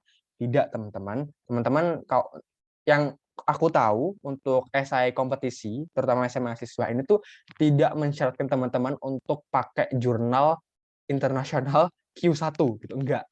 Tuh. Teman-teman bisa pakai website yang terpercaya kayak gitu, yang jelas-jelas kredibilitasnya gitu. Jangan pakai blogspot ya, kayak gitu. Pakai apalagi ya selain web, pakai jurnal-jurnal ataupun paper-paper yang diterbitkan oleh para apa ya, mestinya jurnal-jurnal Indonesia gitu, jurnal nasional itu juga boleh kayak gitu. Jadi nggak melulu tentang jurnal internasional kayak gitu. Dan untuk websitenya teman-teman bisa pakai Science Direct kalau teman-teman dari Saintek kayak gitu, ataupun pakai kayak ResearchGate. Itu ini ya Saintek ya, aku kurang tahu kalau untuk teman-teman di Sozum, ataupun pakai Google Scholars. Itu kayak paling mudah nyari Google Scholars kayak gitu. Sepertinya itu bakalan apa ya, terhubung dengan beberapa portal-portal jurnal nasional maupun internasional. Gitu sih. Dan untuk referensi tersendiri aku punya tips, yaitu terutama di pendahuluan, make sure kalau teman-teman ini tuh di setiap paragraf di pendahuluan itu ada satu sumber atau satu referensi yang dipakai kayak gitu. Kenapa kok kita harus pakai minimal satu di setiap paragrafnya? Ini untuk apa ya, ataupun ngasih fakta gitu loh. Kan aku kemarin bilang kalau semakin banyak fakta yang ditampilkan, semakin bagus esainya. Nah, ini contoh, ini implikasinya ataupun penerapannya kayak gitu.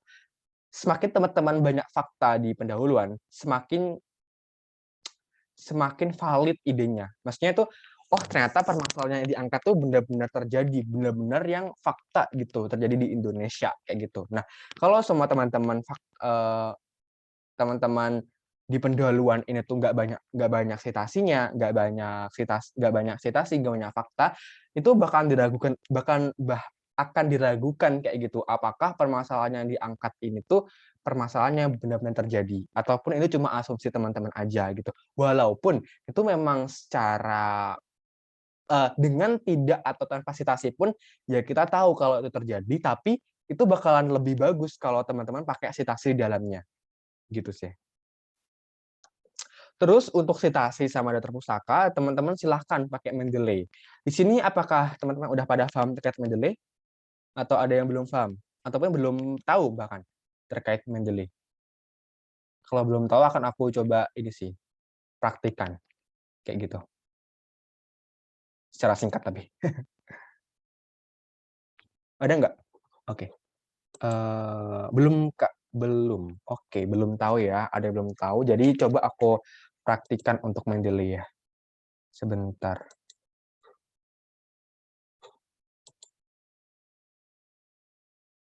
Aduh, aku bingung. Sebentar. Sebenarnya aku tidak bisa mempraktikkan Mendeley di sini. Mungkin akan aku buat Word gitu ataupun ya tutorial gitu ya teman-teman untuk ngebuat untuk Mendeley-nya sendiri. Dan ini sih mungkin pertama-pertama silakan teman-teman untuk download aplikasi Mendeley terlebih dahulu gitu. Ntar aku akan jelaskan mungkin di chat di WhatsApp grup gitu ya terkait bagaimana cara menggunakan Mendeley. Ini akan lebih mudah teman-teman. Jadi teman-teman nggak perlu ngebuat daftar pustaka yang secara manual gitu. Teman-teman tinggal kayak apa ya, upload jurnal ataupun sumbernya. Nanti teman-teman kalau seumpama mensitasi di esainya tuh bakalan langsung apa ya? Apa sih kayak kok direct kayak langsung langsung keluar gitu gimana daftar pustakanya. Dan ini tuh nggak cuma satu model aja gitu loh, kayak mungkin teman-teman tahu kan kayak apa style, Harvard style gitu. Itu teman-teman bisa pilih gitu mana style-style dari citasi atau daftar pustaka yang teman-teman bakal pilih. Gitu sih. Jadi mungkin nanti akan aku buat. Karena di sini aku kayak nggak bisa untuk minimize chat Zoom-nya dan ya nanti akan aku buat tutorialnya di WhatsApp group. Selanjut, oke, praktis. Di sini aku minta teman-teman untuk praktis terkait membuat kerangka sama judul. Nggak, di sini tidak harus ini ya teman-teman.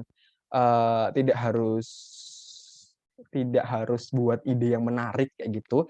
Aku pengen melihat aja bagaimana teman-teman ini ketika dikasih satu tema ataupun dikasih satu topik, teman-teman bagaimana teman-teman ngebuat kerangka-kerangka di paragraf pendahuluannya kayak gitu. Ini. Jadi silakan teman-teman untuk buat judul sama kerangka pendahuluan esai dengan tema peran mahasiswa dalam implementasi SDGs di pandemi COVID-19. Sangat umum, di sini teman-teman silahkan untuk ngebuat subtema yang lain, subtema terserah teman-teman kayak gitu, teknologi, lingkungan, industri kreatif, apalagi ya, banyak pendidikan, itu silahkan kayak gitu. Oke, kayak gitu. Ada yang mau ini nggak? Mungkin teman-teman ada yang pernah ngebuat esainya dan mau share screen sekarang juga boleh kayak gitu. Nanti biar aku sama teman-teman yang lain tuh nge-review kayak gitu kerangkanya. Ada nggak yang mau berbagi atau sharing ke kita? Sebenarnya aku mau buat kayak semacam grup gitu sih, kayak breakout gitu. Tapi ternyata Zoom-nya ini tuh tidak ada breakout-nya. Jadi ya begitulah. Ada nggak?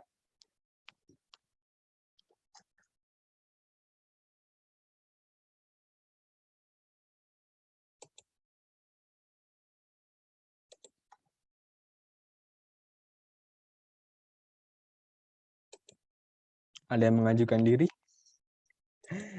Agak challenge ya. Wah, belum ada. Oke. Agak mendadak juga ya, but it's okay.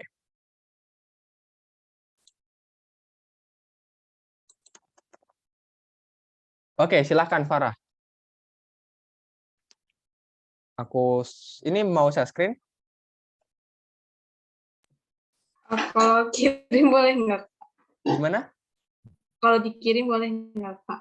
Kirim ke aku gitu.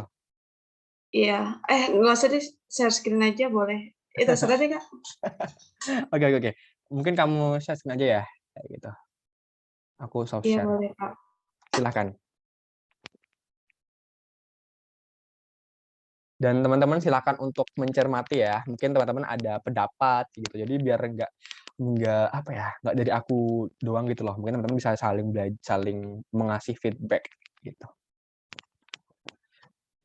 Kak, maaf, nggak bisa share Oh screen. iya, bentar. Wait.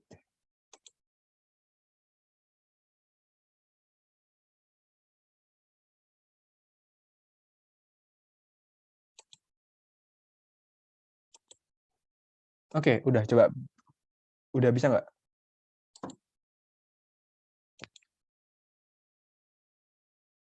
Oke, Iya, Kak. Udah terlihat belum, Kak? udah. Iya, kalau misalnya waktu itu kan SDGs saya pernah coba, tapi masih tim sih, Kak. Nah, waktu itu saya ngambilnya kesehatan. Judulnya itu telenursing sebagai upaya pemanfaatan teknologi dalam pengoptimalan quality of life penderita kusta. Gitu. Terus di sini ada pendahuluannya seperti ini sih, Kak, kurang lebihnya. Coba kamu jelasin pendahuluannya itu poinnya seperti apa gitu. Oh iya, Poin-poinnya. iya. Jadi kan kalau misalnya SDGs itu kan ada 17 cabang.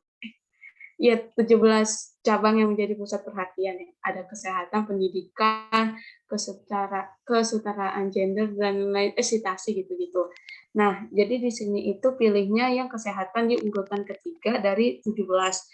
Terus pilihnya itu penyakit tropis di Indonesia. Kenapa? Karena kan di Indonesia sendiri itu dia iklimnya tropis, terus banyak penyakit juga ternyata. Nah, penyakitnya itu ada kusta, filariasis, framusia, skistosis, dan kecacingan.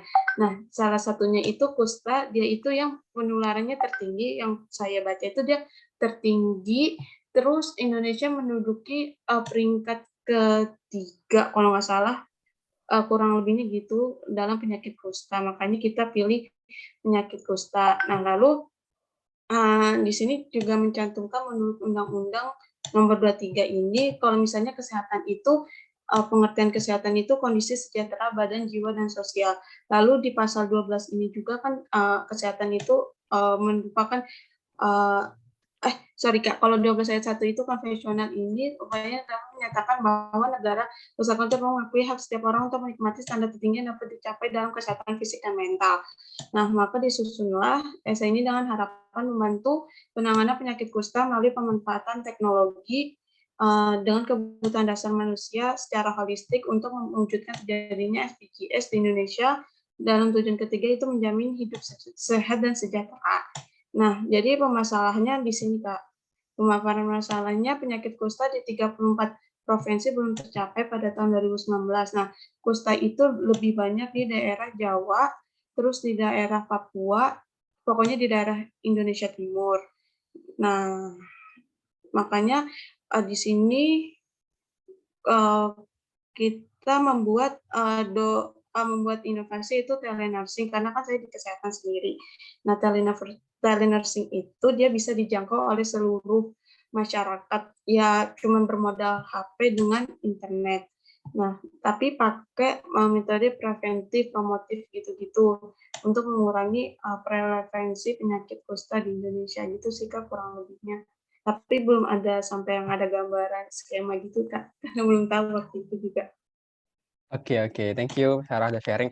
Kalau menurut teman-teman gimana? Apakah udah runtut atau belum kayak gitu? Apakah dari per per apa ya, statement ataupun yang disampaikan oleh Farah tuh udah bisa, kebayang kayak gitu, ide ataupun, permasalahan yang ingin diangkat itu. Mungkin ada juga poin-poin yang kurang atau ya kayak gitu tuh, silakan kalau semua ada dari teman-teman yang ingin menyampaikan pendapatnya.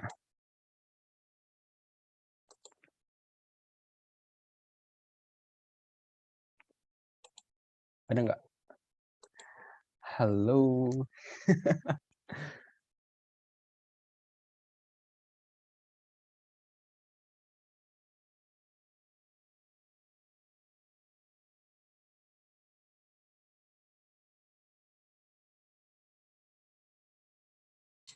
Kak, maaf Kak.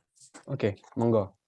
Sebelumnya mau konfirmasi lagi Kak, atau kayak sekalian bertanya juga sih Kak. Jadi kan biasanya itu kalau di lomba itu ada temanya itu, tadi kan Kak Izul bilang kalau ada subtema atau teknologi, kesehatan, pendidikan, atau yang lain sebagainya ya Kak. Nah, Hmm. kadang di lomba itu temanya itu justru yang si teknologi, pendidikan gitu, terus subtemanya berupa penjabarannya. Nah itu sama aja atau gimana ya Kak? Maksudnya buat kita pahaminnya. Terus abis dari subtemanya itu baru kita tentuin judulnya gitu ya Kak? Atau gimana? Kadang aku masih bingung karena aku juga masih belum banyak banget sih Kak di dunia per-esayan ini. Oh iya, jadi tuh temanya malah yang kayak teknologi gitu-gitu. Nah iya Kak. Oke, itu oke aku baru pertama kali dengar itu. Sepertinya kalau Iya. yang banyak terjadi tuh temanya tuh kayak gitu, kayak peran bla bla bla terhadap SDGs di pandemi gitu. Setelah itu di subtemanya tuh bakalan teman-teman silakan milih apakah teknologi, industri kreatif, lingkungan, kayak gitu-gitu. Terus dari situ ya udah teman-teman silakan buat judulnya. Nah, ini sih apa ya aku bilang tadi, ya intinya untuk di subtema silakan teman-teman milih yang benar-benar ingin teman-teman bisa apa ya, bidangnya teman-teman gitu sih. Kayak kalau tadi si Farah ini sepertinya lebih ke teknologi kayak gitu, ataupun teknologi plus kesehatan kayak gitu-gitu sih. Jadi ada maksudnya judulnya itu tuh baru dipilih dari ketika kita melihat tema dan subtemanya. Dan harusnya tuh ini sih agak apa ya, kayak berhubungan. Kayak, nah kayak dia ngomongin ada pemanfaatan teknologi kayak gitu. Nah, itu sih kayak menurutku itu salah satu hal yang perlu disampaikan juga di judul kayak gitu. Jadi biar tahu juga, oh ini membahasnya tentang teknologi kayak gitu. Itu sih. Kalau dari Isti sendiri, dari esainya ini apakah udah bisa dipahami dengan baik? Jadi agak ini ya, langsung nodong nih saya. Iya Kak. Eee, Sebenarnya aku juga masih kadang masih struggle juga sih Kak buat nentuin judulnya, malah bahkan walaupun udah idenya udah tahu, malah judulnya yang aku bingungin gitu Kak. Jadi Nah, iya. Nah itu ada tips atau gimana nggak sih Kak kalau buat kita, nggak bingung gitu buat nentuin judulnya, buat ngesesuaiin tadi antara tema dengan subtemanya? nah tadi aku udah buat ini semacam formulanya. Menurut aku itu formula yang paling sederhana sih dan kayak bisa diaplikasikan deh. Kamu idemu apa, Oh iya. kemudian detailnya apa, kemudian apa sih yang ingin kamu selesaikan dari dari ide tersebut kayak gitu. Itu menurut aku itu sih paling mudah banget kayak gitu.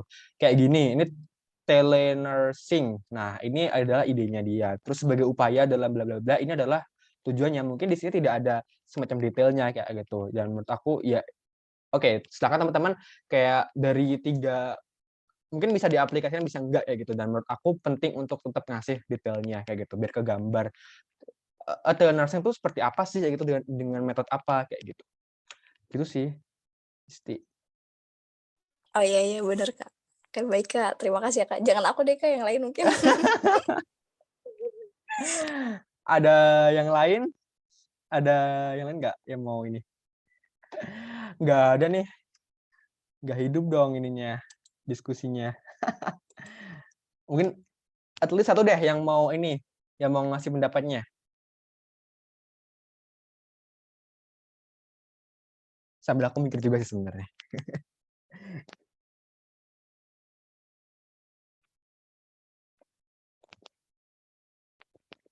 Nggak ada nih. Oke. Oke. Jadi, oke, kalau menurut aku ya Farah, aku nggak tahu apakah ini bisa diaplikasikan atau enggak, tapi, mmm, bla bla bla oke, coba deh, aku tuh agak bingung terkait ini, ada pendahuluan sama paparan apa tadi, sama rumusan masalah kayak gitu.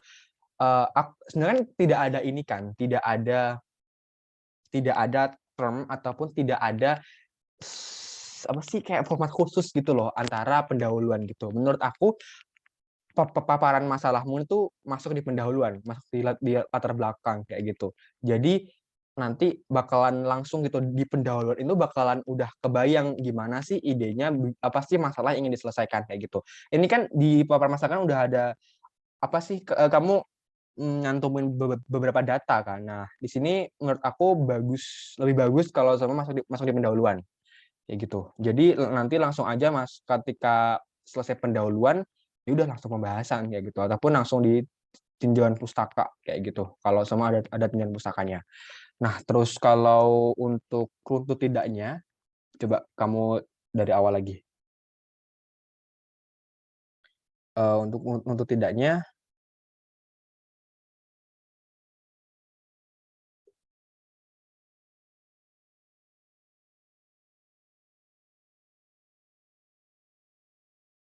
oke, aku bingung juga. Aku bingung karena aku tidak membaca dengan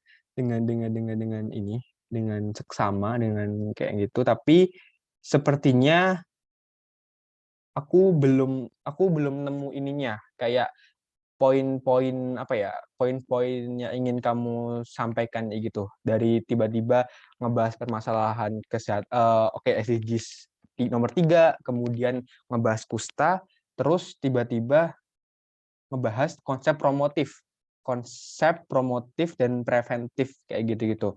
Oke, itu mungkin kenapa mungkin aku tidak pahamnya karena yang seharusnya tadi kamu sampaikan di pendahuluan, tapi kamu sampaikan di paparan masalah kayak gitu. Jadi aku nggak kebayang, oh kenapa kok dia langsung tiba-tiba ngebahas konsep promotif gitu-gitu. Kayak gitu sih mungkin. Oke, mungkin nanti aku bisa baca lagi kayak gitu. Tapi sejauh ini yang aku baca secara sekilas itu kayak gitu sih. Jadi aku agak bingung nih, kenapa kok tiba-tiba kamu ngebahas konsep promotif gitu. Apa sih permasalahan dari sebelum konsep promotif itu apa sih yang bisa kamu tulis kayak gitu? Gitu sih, Farah. Semoga bener dari aku.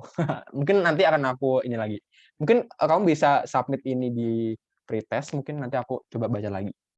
Gitu, Farah. Iya, Kak. Terima kasih ya, Kak. Siap. Oke, aku lanjutkan materinya. Sepertinya udah mau habis sih. Oke, udah ternyata. Oke, teman-teman, mungkin itu yang materi pada malam hari ini. Oke, janji aku terkait tadi Mendeley akan aku coba sampaikan di WhatsApp group.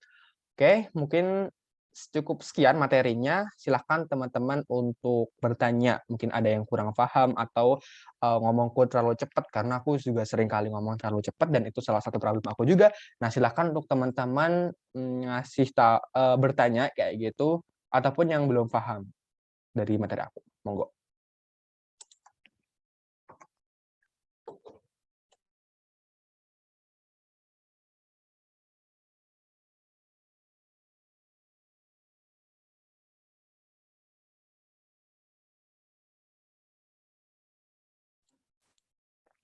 Oke, Fajar Hendro Kartiko di chat Zoom.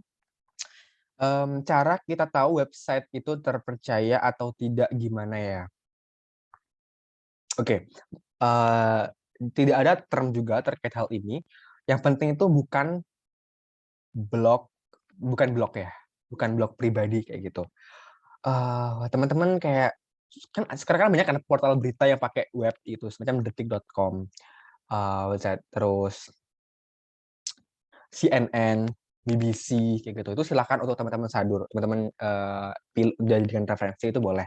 Terus apalagi sih, kata data kayak gitu boleh. Nah, kayak tapi hindari juga sih kayak portal berita yang itu tuh seringkali ini clickbait kayak gitu tuh. Itu menurut aku juga salah satu hal yang ngebuat website ataupun portal berita itu tuh kayak diragukan kepercayaannya gitu loh. Kayak mungkin teman-teman sering kali pakai Tribun gitu. Aku nggak tahu apakah Tribun itu masuk eee, website yang bisa dipercaya, tapi menurut aku itu kayak aku jarang pakai Tribun kayak gitu, karena melihat judulnya itu udah kayak sering kali pakai clickbait kayak gitu. Jadi aku gitu, jarang pakai gitu, pakai Tribun. Gitu sih, Fajar.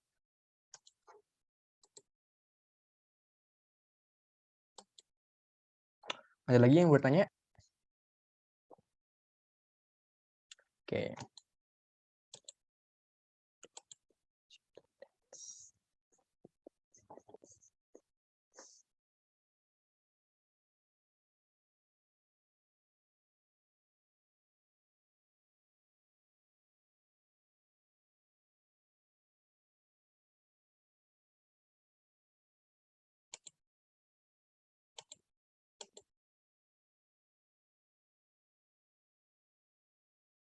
Beneran nggak ada yang mau bertanya? Oke, izin bertanya Kak, kalau postingan di website UNIF itu gimana? Dan jurnal papernya boleh dari mana aja ya? Oke, yang pertama postingan di website UNIF itu kayak gimana Mas? Oh, kayak ini ya mungkin ya. Apa sih program ini ya, program yang dicanangkan oleh universitas gitu mungkin. Kayak aku pernah juga sih pakai ini, aku pakai sebagai salah satu current solution kayak gitu. Kayak, aku ada ini, ada, tema terkait terkait terkait sanitasi darurat dan itu berhubungan dengan air. Nah, ada nih univ tertentu yang mana mahasiswanya ini udah ngebuat hal serupa. Bukan hal serupa sih, hal terkait kayak gitu. Semacam dia buat alat air minum portable yang mana bisa diaplikasikan di daerah bencana. Nah, aku pakai itu sih, dan menurut aku nggak apa-apa selama teman-teman itu ngasih citasi, gitu. Terus untuk jurnal paper-nya itu boleh dari mana aja? Iya, boleh dari mana aja, selama bukan jurnal bodong. Nah, untuk karakteristik jurnal bodong atau enggak, sebenarnya itu juga salah satu yang belum apa ya, kayak aku masih bingung juga gitu, mana jurnal bodong atau jurnal enggak. Tapi selama itu jurnal-jurnal yang kayak mainstream kayak gitu, sorry, jurnal-jurnal yang emang teman-teman tuh udah yakin bener gitu loh, kayak mungkin jurnal-jurnal kampus teman-teman sendiri, ataupun jurnal-jurnal yang emang apa ya, ya emang kayak suatu institusi yang itu udah bener-bener, terpercaya emang udah ya udah bener kredibilitasnya itu boleh, gitu. Bukan jurnal-jurnal yang bodong sih, itu jangan sampai jurnal bodong. Pun aku juga masih nggak bisa nyebutin gitu loh jurnal-jurnal mana yang bodong atau enggak, gitu. Gitu Hafia.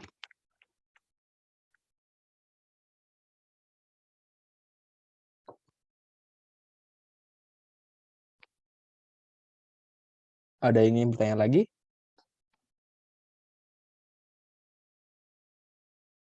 SWOT ya? Bukan SPOT teman-teman, tapi analisis SWOT, SWOT. Oke, coba aku kasih ya. Di mana ya? Sebentar. Sepertinya tidak ada SWOT. Oh, ini ada. Oke. Aku kasih contoh analisis SWOT. Oh, ini esai yang tadi, dan aku buat ini. Kayak kan aku bilang tadi kan, kalau esai kan perlu ada gambar gitu. Nah, ini sih aku buat gambar. Sebenarnya ini tuh lebih ke gambarnya agar ini sih, biar aku tidak ngebuat kata-kata gitu. Karena terbatas, jadi aku buat gambar aja yang lebih singkat.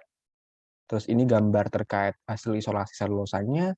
Ini ya, apa sih electrospinning gitu. Mungkin yang teman-teman dari non-saintek nggak tahu apa itu electrospinning.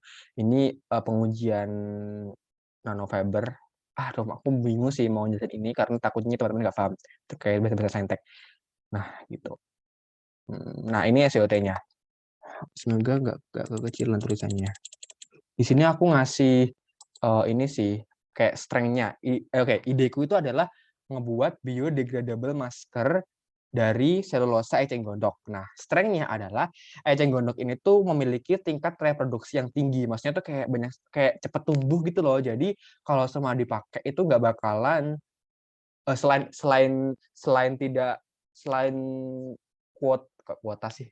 Selain produksi yang tinggi juga kuota apa sih, persediaannya itu melimpah gitu. Jadi nggak bakalan mengalami kelangkaan kayak gitu. Terus yang kedua adalah eceng gondok ini tuh memiliki kandungan selulosa yang tinggi dan ligninnya rendah. Nah, untuk ngebuat nanofiber seringkali itu parameternya adalah lignitnya harus rendah gitu. Karena lignin ini akan dikurangin ataupun ya kita akan melakukan suatu treatment kayak gitu untuk mengurangi kandungan ligninnya. Makanya kalau eceng gondok ini memiliki lignin yang rendah itu bakalan jadi suatu keuntungan juga.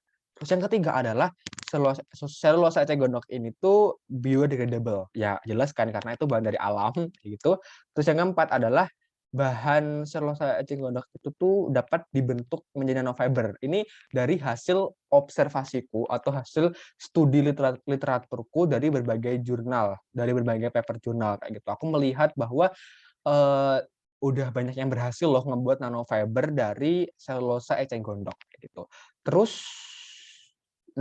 ideku ini ngebuat masker medis gitu, bukan masker-masker yang apa sih, masker N95 yang bener ya? Sebentar ya, N95 kayak gitu. Kenapa kok masker medis? Karena awal-awal dulu tuh masker medis tuh lebih banyak digunakan gitu dibandingkan masker-masker yang N95 gitu, dan makanya kenapa kok buat masker medis gitu. Weakness-nya adalah karena ini tuh sepertinya baru pada tahap penelitian, kayak belum dikomersialisasikan, jadi saat ini tuh proses isolasi ataupun proses, eee, apa sih gimana jelasinnya, proses mendapatkan selulosa dari eceng gondok ini tuh ya masih pada skema penelitian, skema di lab gitu. Kayak masih pakai electrospinning, metode kimiawi, kayak belum ada suatu metode yang lebih besar gitu yang sifatnya industrial, yang mana itu bakalan lebih cepat gitu. Nah, makanya itu salah satu weakness-nya. Yang mungkin ini sih, bisa dijawab juga dengan ngebuat suatu saat nanti itu ngebuat suatu industri yang mana bisa bisa mengisolasi selulosa dari suatu jenis tanaman dengan mudah, dengan cepat, kayak gitu. Terus opportunities-nya adalah sekarang itu banyak sekali pemberitaan terkait permasalahan lingkungan akibat penggunaan masker, kayak gitu kan. Kalaupun teman-teman coba lihat deh, kayak di lingkungan teman-teman, kayak banyak sekali kan kayak ada masker-masker itu kayak terbuang di jalanan kayak gitu. Terus kemudian penelitian terkait biodegradable masker pun saat ini juga sedang banyak dilakukan kayak gitu. Itu juga salah satu opportunity sih menurut aku, karena jadi tuh banyak orang yang aware juga terkait permasalahan ini. Kemudian penggunaan masker medis itu lebih dipercaya resistansinya terhadap penularan virus dibandingkan masker kain ya. Di sini aku compare dengan masker kain karena awal-awal pandemi dulu tuh kayak ini kan ada yang bilang kalau nggak apa-apa kalau pakai masker kain, tapi pada akhir-akhirnya sekarang itu lebih dianjurkan pakai masker-masker medis gitu. Terus untuk ancamannya adalah penggunaan masker biodegradable masker itu tuh masih dirasa belum perlu oleh masyarakat. Karena sekarang kita tuh masih merasa belum langka loh kayak gitu. Masker medis tuh belum langka banget gitu. Makanya kayak menggunakan masker medis yang dari bahan alam tuh kayak ini tuh belum perlu gitu. Ini pun juga sama kasusnya ketika penggunaan bioplastik. Bioplastik ini tuh nggak banyak dipakai karena ya sekarang plastik itu masih banyak loh persediaannya gitu. Plastik-plastik yang secara plastik-plastik yang berbahan dasar minyak bumi itu masih banyak loh persediaannya. Jadi kayak belum perlulah untuk pindah bioplastik kayak gitu. Itu anggapan masyarakat. Gitu sih, itu SVOT yang aku maksud.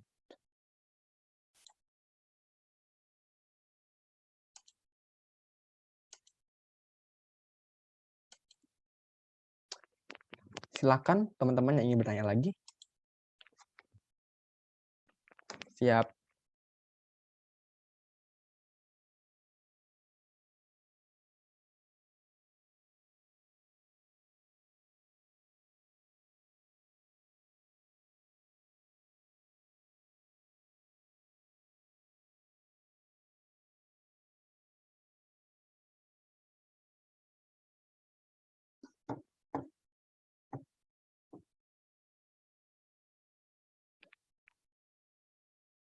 Tidak ada kah?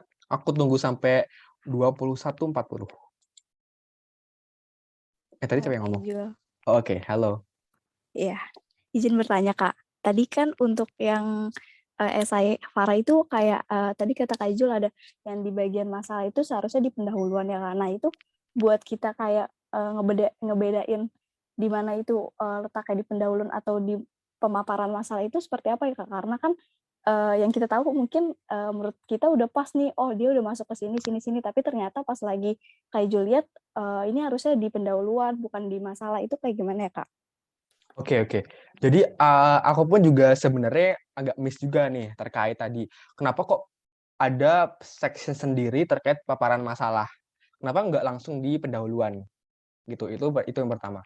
Kemudian yang kedua adalah, menurut aku bagaimana cara kita melihat, oh ini tepatnya di sini, di sana, itu lebih ke ini sih, insting. Apa ya, bingung juga sih untuk ngejawabnya. Ini lebih ke kayak, ya seringnya teman-teman ngebaca aja atau ngebaca ini sih, ngebaca esai aja sih.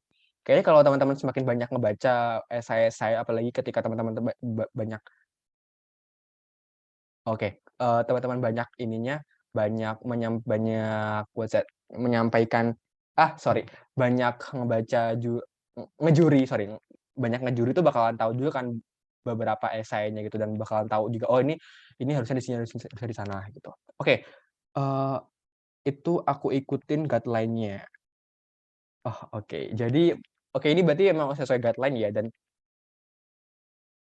ini menarik karena aku sendiri jarang kayak menemukan ada kompetisi yang emang udah kayak ada section sendiri mana paparan masalah. Karena setahu aku paparan masalah itu ya udah, paparan masalah itu ada di pendahuluan. Tapi kalau semua seperti itu, menurut aku paparan masalah ini tuh udah langsung, sifatnya tuh kayak semacam sifatnya itu menegaskan dari apa yang disampaikan di pendahuluan. Jadi bukan bukan menjadi bagian terpisah kayak gitu. Jadi dari pendahuluan itu udah ketebak gimana masalah ingin diangkat, apa yang masalah ingin diselesaikan. Nah, kemudian di paparan masalah itu tuh ditegaskan lagi dengan mungkin menambahkan data-data baru kayak gitu. Jadi jadi sifatnya paparan masalah itu lebih ke melengkapi, bukan menambahkan. Melengkapi, bukan menambahkan bagian yang kosong, kayak gitu. Gitu sih kalau menurut aku ya. Boleh banget sih kalau sama disanggah gitu. Karena setahu aku kayak gitu. Kayaknya aku juga pernah deh ngebuat, esai yang mana itu ada paparan masalahnya, dan ada tinjauan masalahnya juga. Coba deh aku cari.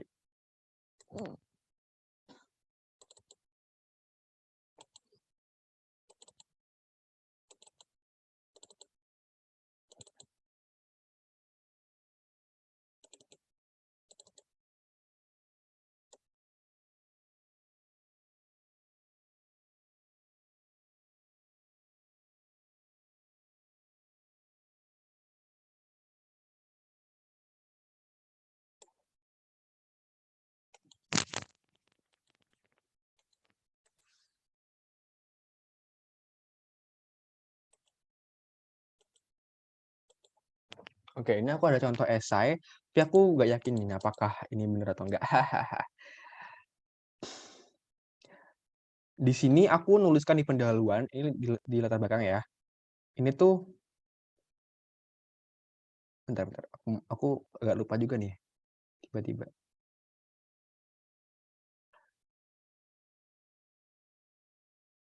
Oh, begini ternyata.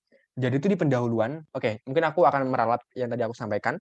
Di pendahuluan ini tuh maksudnya adalah lebih ke permasalahan umum yang ingin disampaikan.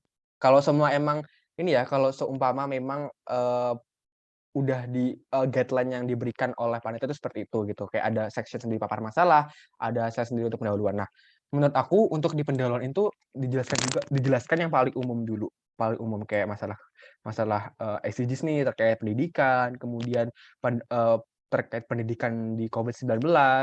Ini sebenarnya awal pandemi sih, kayak kita menggunakan banyak sekali platform seperti gini nih, terus kemudian ada isu juga kalau semua pandemi ini tuh bakalan kita nggak tahu apakah pandemi ini bakalan berakhir kapan, kayak gitu, gitu. Nah, terus di paparan masalahnya aku menjelaskan kalau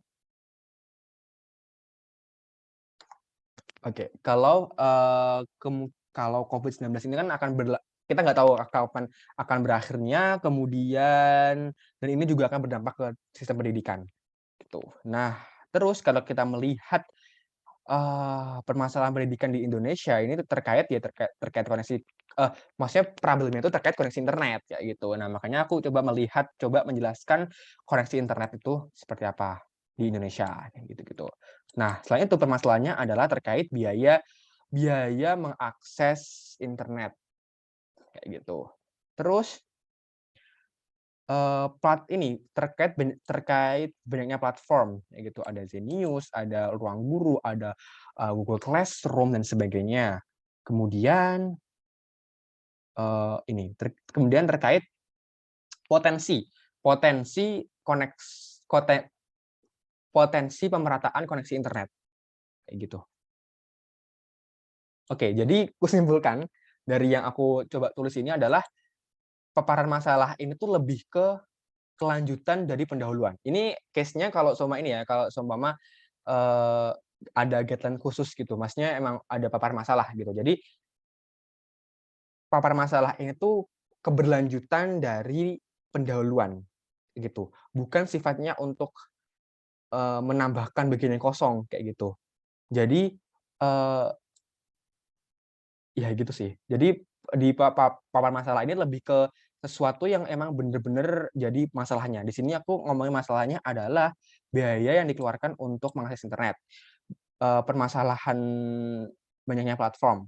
Kemudian aku coba juga ngasih tesis sepertinya di akhir, yakni terkait kalau sekarang koneksi internet itu udah ada program pemerataan kayak gitu. Jadi di sini aku men-state menganalisa sistem pembelajaran daring sebagai sistem pendidikan berkelanjutan yang bisa diterapkan selepas pandemi COVID-19 berakhir kayak gitu.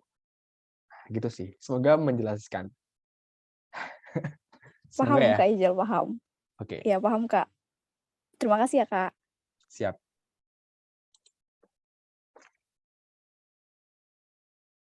Dan untuk esai ini sepertinya aku upload juga kok di drive-nya kemarin, kalau aku tidak salah. Ada yang bertanya lagi?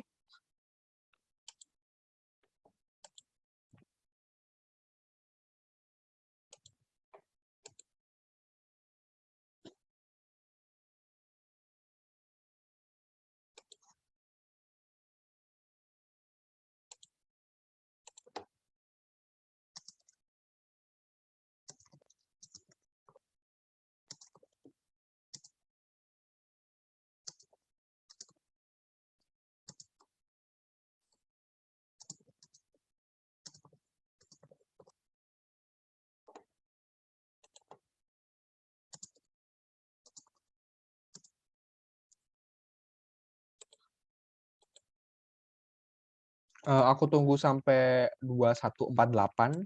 Kalau tidak ada, kita akhir aja ya kelas malam hari ini. Sebenarnya udah malam juga. Udah hampir jam 10. Kak, maaf Oke. ini agak random dan gak terlalu ini banget sih Kak pertanyaannya, cuma kayak iseng aja. Kak Ijal itu biasanya nyelesain esai itu berapa hari sih Kak gitu? Supaya kayak buat motivasi diri sendiri gitu Kak. Soalnya kan Agak sampai oke. punya prestasi banyak banget itu kayak udah pusing banget nyari-nyari jurnal. Kayak rata-rata gitu berapa Kak? Oke. Tergantung mood sebenarnya. Oke, ini juga sebenarnya aku juga seperti teman-teman gitu kok, kayak nulis sesuai mood. Tapi aku semacam punya target gitu teman-teman untuk 1 bulan itu at least aku ikut ataupun menang satu lomba kayak gitu. Itu target aku kayak gitu. Jadi aku biasanya nulis ini tergantung juga sih. Dulu kalau liburan itu bisa seminggu bisa jadi kayak gitu, liburan.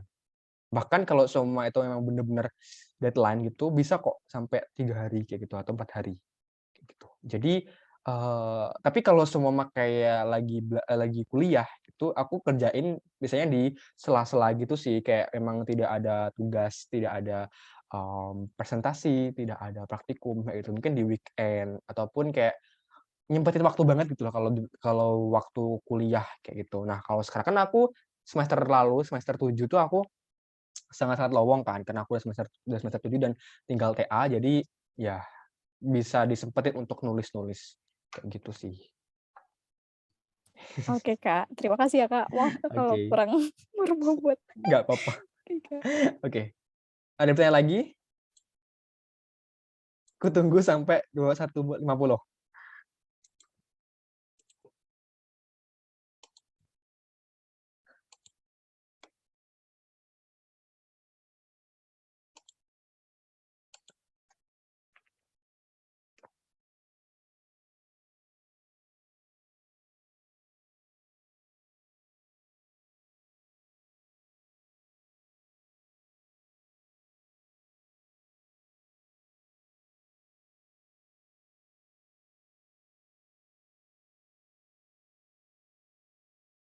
Oke, udah 21.50 dan sepertinya udah malam juga. Oke, thank you ya teman-teman udah join kelas malam hari ini. Oke, untuk kalau teman-teman punya saran atau masukan terkait materi yang bisa kita bahas di next meet, boleh banget PC aku ataupun sampaikan aja di grup kayak gitu. Semoga materi yang aku sampaikan malam hari ini bermanfaat dan bisa diaplikasikan. Kalau semua ada yang kurang paham, boleh banget ditanyain di WhatsApp grup biar rame juga WhatsApp grupnya dan ada bahasan juga, ataupun boleh japri kayak gitu. Oke, mungkin itu yang bisa aku sampaikan malam hari ini. Terima kasih sekali lagi. Selamat malam. Wassalamualaikum warahmatullahi wabarakatuh. Waalaikumsalam warahmatullahi wabarakatuh. Terima kasih, Kak. Oke, selamat malam semuanya. Waalaikumsalam warahmatullahi wabarakatuh.